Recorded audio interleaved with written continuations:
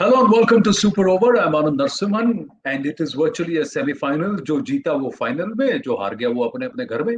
That's how it's going to be. It's playoff number 2. Delhi Daredevils versus the Kolkata Knight Riders. Delhi, a team which has been perhaps the most consistent across IPL seasons in the recent past. They're the only team to have made it to the playoffs in the last 3 seasons.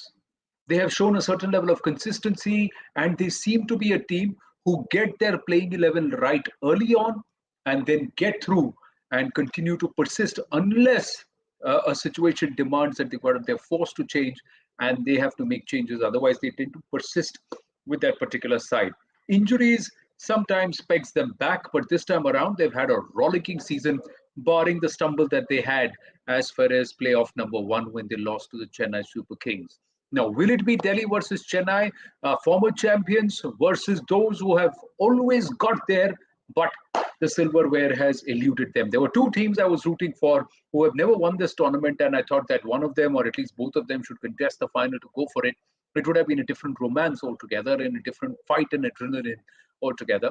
But Royal Challengers Bengaluru succumbed to the Kolkata Knight Riders onslaught that day. It was that one over, isn't it? Dan Christian's over and Sunil Narayan doing a Mahendra Singh Dhoni, if not better, in that one over and turning things around. That shifted the momentum, and then Shakib Al Hasan and Owen Morgan taking the team safely home. They sought away. Shakib Al Hasan, amazing, gifted player, and perhaps the better choice compared to Andre Russell. And it looks like, with Russell still not being 100% fit, and Owen Morgan himself saying that he seems to have a tear in his hamstring, they may continue to persist with Shakib Al Hasan because he just gets you that level of batting depth, and he's a very, very sharp cricketer, and he can get you a breakthrough or perhaps clamp down on the runs with his spin, even though Sharjah doesn't do, and the Sharjah pitch may be more amenable to a little more of pace of the pitch.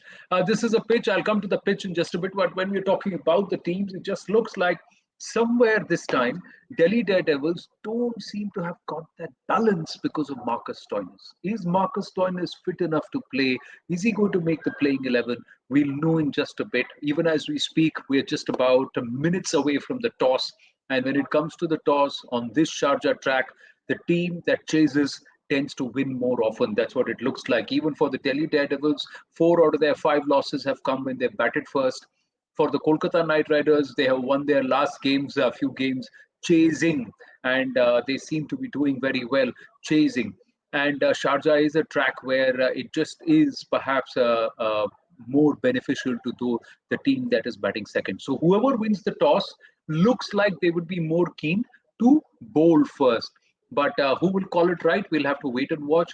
Who should make it into the team? It just looks like for the Kolkata Knight Riders here at this point, they seem to be far more settled in their approach, in their team, and in their balance compared to the Delhi Capitals. I keep calling them Delhi Daredevils because I'm still stuck sometimes with their old name. But the whole idea is it's because of this one man, Marcus Stoinis, and he seems to have upset the balance. They've tried various combinations. Will they go back to a Steve Smith? But then what do they do with the bowling auction? Tom Curran is not the right one. And their other worry is that man who generally delivers on the big stage. That is Ravichandran Ashwin. Ravichandran Ashwin, his numbers don't speak very positively in terms of his ability to get those crucial wickets for the Delhi Daredevils. He's been willfully off form.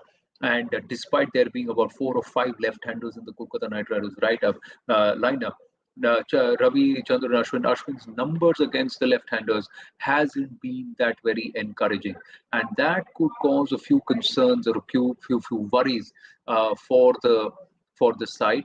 There is also the story, the important development, 2 other developments which have happened off the field before we get into the toss and talk about the toss and the pitch itself. Is that the blue jersey of the Indian team ahead of the World Cup? I think it looks good, and I like that pattern. The wave pattern. It is about the sound waves. It's the cheer of a billion cheers that Team India gets the energy from, and we'll all be rooting for Team India under Virat Kohli's last tournament in T20 internationals or on the even in IPL. as a captain. So he'll be there as a player, but not as a captain after this T20 World Cup. So we'll see how that goes. There is the big match, which is also scheduled on the 24th of October, which is the India-Pakistan match. The schedule is out. Now, we'll continue to talk about that later. The other big development is the change that's happened in the Indian team with Shardul Thakur being roped in and Akshar Patel in the shortlist of the waitlist now. Is It's no fault of Akshar Patel. It's because, contrary to what everybody believed, that there would be turning tracks, there has been quite a bit for the Pacers in these pitches, and that is the reason. Now, who's called the toss right? The Kolkata Knight Riders have called the toss right, and they are going to bowl first. Now, does that change the scheme of things for both teams? And will Owen Morgan now be licking his lips? Six straight wins now. He's not delivered with the bat, but as a captain, he seems to be able to ensure that his team ends up on the winning side. The last 2 seasons, they were edged out because of the net run rate. This time they are back in and they are in contention. Will they go all out? We'll have to see. Like I said, both captains would want to bowl. The Knight Riders have been always now recently, they've been chasing well. They've been able to hunt down targets, and that's why they would have naturally opted. Even the last game when Virat Kohli said he wanted to win the toss and bat first, Owen Morgan said, I'm happy because even if I had called the toss right, I would have bowled first. I would have liked to chase. So now, will Delhi be able to set up a total which is going to be difficult for them to chase? And will their bowlers come back and deliver? That's the big challenge. Where should you bowl Rabada? Where should you bowl Nokia? Avesh Khan, will he be able to get over that tonking which he got and come back? I just feel he's too good a talent for to be let down. In terms of the team, the composition of the team, it'll be interesting to see what Delhi Daredevils do. Is Marcus Stoinis fit? Is he coming back into the mix? That is going to be critical for the Delhi Daredevils because they seem to have missed him. A finisher, somebody who can bat well, and he's a complete all rounder and adds that bit of muscle for them. And he's also able to get you crucial breakthroughs. But is he 100% fit? Is he fit enough? Or are they going to have to go look at another option or stick with Tom Curran and Ravichandran Ashwin in the mix? Is there a shift there? Will they drop Ashwin and get somebody else? How is that mix going to look? That will be interesting for us to watch. Rishabh Pant will have a challenge. Does he have the maturity to be able to handle a high pressure situation like this? He tried to deliver with the bat, and but the Delhi Capitals did fall short, or perhaps they look like they had it in the bag, but then Mahendra Singh Dhoni had different plans in the batch. But here they seem to be on form. If they can shake off that loss with Chennai Super Kings and also perhaps get this mix right, they should be going in with a little bit of the edge. I somehow believe on paper and also the way they have performed, the Delhi Capitals are a better side than the Kolkata Knight Riders.